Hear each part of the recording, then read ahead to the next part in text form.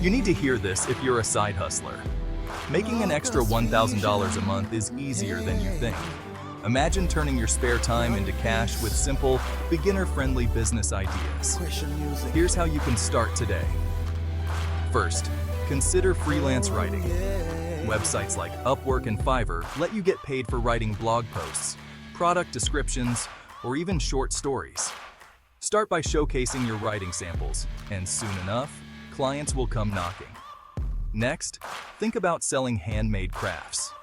Platforms like Etsy are perfect for selling anything from jewelry to custom t-shirts. If you're crafty, this can be a super fun way to make extra cash. Finally, try reselling thrift store finds. Apps like Poshmark and eBay are great for flipping gently used clothes or vintage items. A little hunting can turn into big profits. So, there you have it. 3 quick ways to earn $1,000 a month. Pick one, get started, and watch your side income grow. Happy hustling.